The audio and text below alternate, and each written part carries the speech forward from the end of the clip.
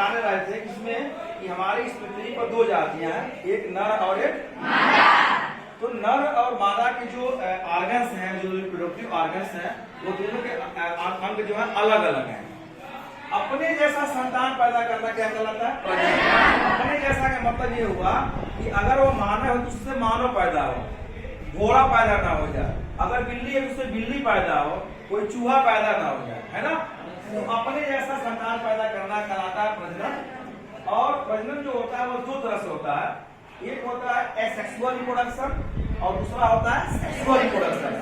Asexual reproduction प्रायः आपके plants में पाए जाते हैं, जिसमें लाइगनिक जनन के अंतर्गत जो प्लांट्स हैं, जैसे फ्लावरिंग प्लांट है, जैसे गुड़हल हुआ, या आपका गुलाब हुआ, उनमें आप देखेंगे कि नर और मादा के जो रिप्रोडक्टिव ऑर्गन्स होते हैं, जैसे मेल में जैसे आपको देखेंगे उसमें एंडोस्टियम होता है, फीमेल में गाइनोस्टियम होता है, तो आपस में दोनों मिलते हैं। लेकिन एनिमल में प्रायः देखा जाएगा उसमें सेक्सुअल रिप्रोडक्शन होता है। सेक्सुअल रिप्रोडक्शन उसे कहते हैं जहां पर मेल और फीमेल के सेपरेट ऑर्गन दोनों एक दूसरे क्या करें, मैच कर, दोनों एक दूसरे से वो जुड़े, जिसके बाद से वह क्रिया संपादित हो और वह आगे चल के संतान पैदा हो। लेकिन अब हम जानेंगे, इससे पहले चैप्टर में पढ़े थे गोनाड्स। गोनाड्स कितने तरह के होते हैं? दो। मेल के गोनाड अलग है, फीमेल के गोनाड अलग है।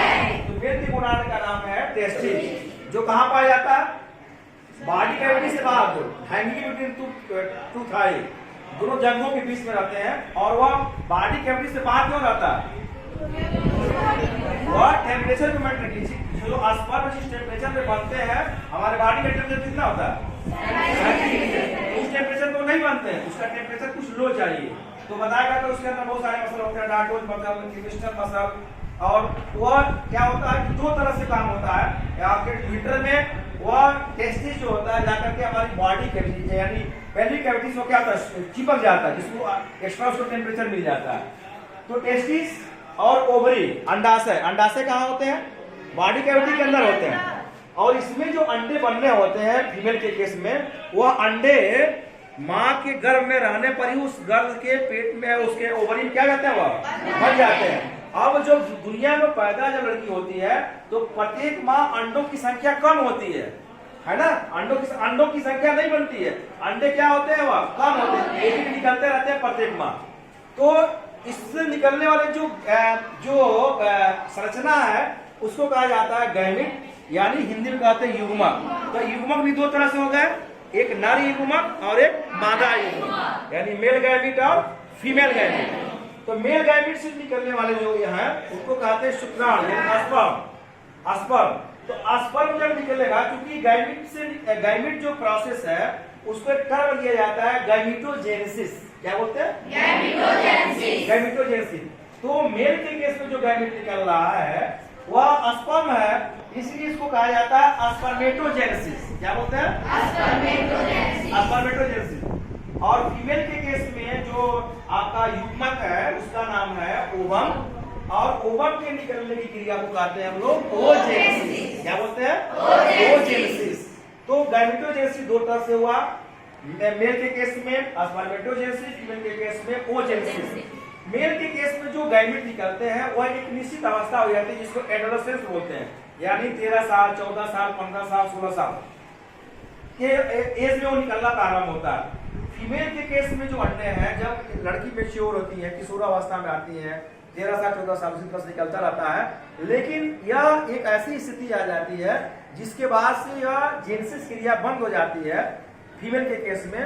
तो उस स्थिति को कहते हैं हम लोग मेनोपॉज। क्या बोलते हैं? मेनोपॉज हो जाता है, और उस स्थिति क्या बोलते हैं, रजोनिवृत्ति। तो उसके बाद उसके गर्भ के द्वारा या महिला के द्वारा संतान उत्पन्न करने की जो क्षमता है वह रुक जाती है। तो आज हमने पढ़ा जंतुओं में रिप्रोडक्शन के अंदर गोनाड, और हम किस तरह के लैंगिक जनन होते हैं, कौन सा अलैंगिक जनन है। तो इसको फिर से एक बार रिवाइज कर लेते हैं। लैंगिक जनन में मेल और फीमेल दोनों की आवश्यकता होती है।